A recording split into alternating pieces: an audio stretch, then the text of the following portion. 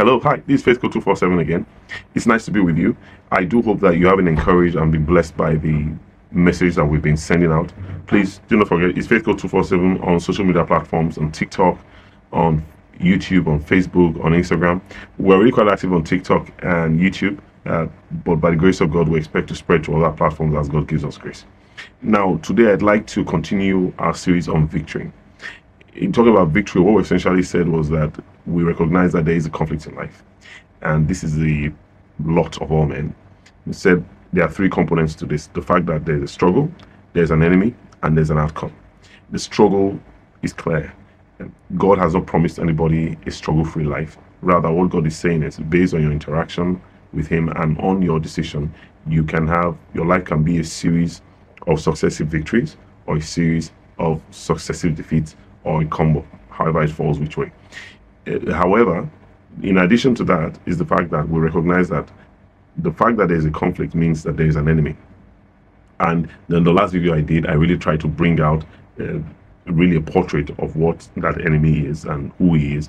My main thrust there was being able to bring out the fact that there is an intelligent mind behind evil. And the intent of that mind is to inflict maximum damage.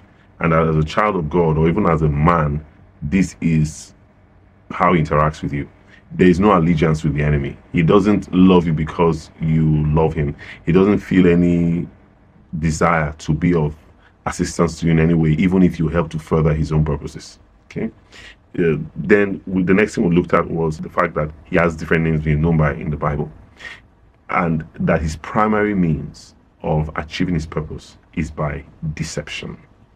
This is really key because deception, we have said, is the presentation of a false hope, a false reality, a convincing of a man that the path that he's on will lead to a certain end. But that end is not the end. The end that is intended will not be the end that the man meets at the end of that path. And we said that it's possible to walk 40 years on the path with nothing on no inkling as to the fact that what you're going to see at the end will be the complete opposite of what you had believed. However, Satan can deceive a man such that in his reality, he actually believes at the end he will see something good, and yet what waits for him is death. So these were some things that we discussed. But now, in this video, which may be broken into maybe a two-part series or three parts, we'll be looking at victory. And the reason why I want to look at victory is I want to say, why is it that people struggle with getting victory? Then the other thing we're going to be looking at is, how do I get victory? Victory is something that we should be able to get very clear. I'll just give you a small definition I have here, which I got from a dictionary somewhere.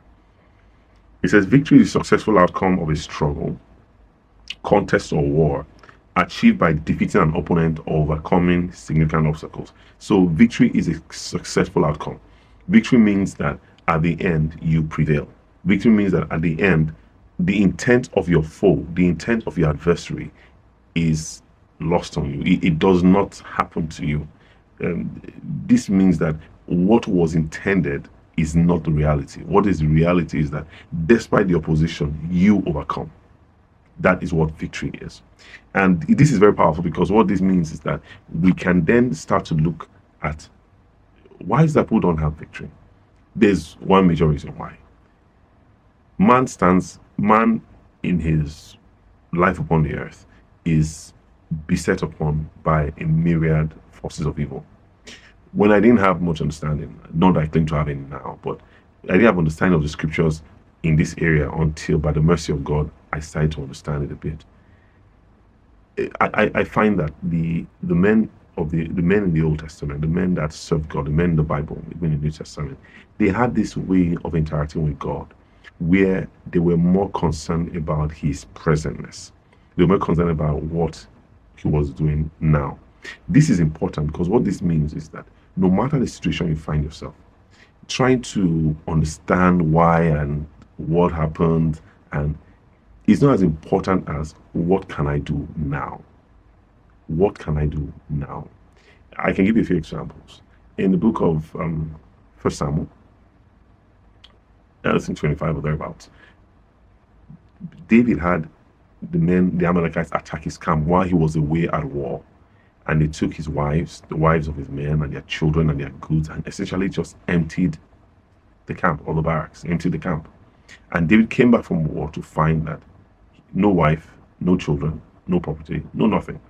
And the Bible says they wept until they could weep no more. And the men even thought of stoning him.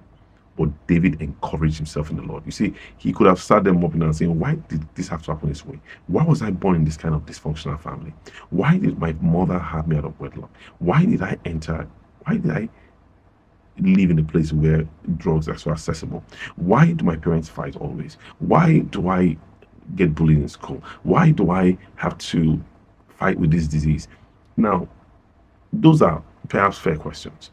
But David could also have said, Lord, I've been serving you. Why is that when I'm at war, you are not watching my back? But I mean, you're supposed to be God with me, watching over me and helping me. But instead, he encouraged himself and said, no, God will do something great here. Lord, what do I do? You see, it's not so much as what the enemy is trying to do, but so much more what God can do. I don't really admire people that glorify the devil and speak about how powerful evil is. I prefer to speak about God and how powerful he is and his ability to reverse any situation. And God did reply David. God did speak to him and assured him of victory. And David went, he got his children, his wives, the wives of his men, their kids, the property, and even spoiled the Amalekites. So he got even more than he had at the first. So you see, it's not so much what the enemy is trying to do, but really what God is able to do.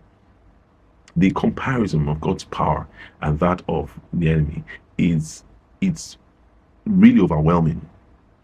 Let's get something clear. There is no comparison between God and the devil. This is not about God is almost beating the devil. No.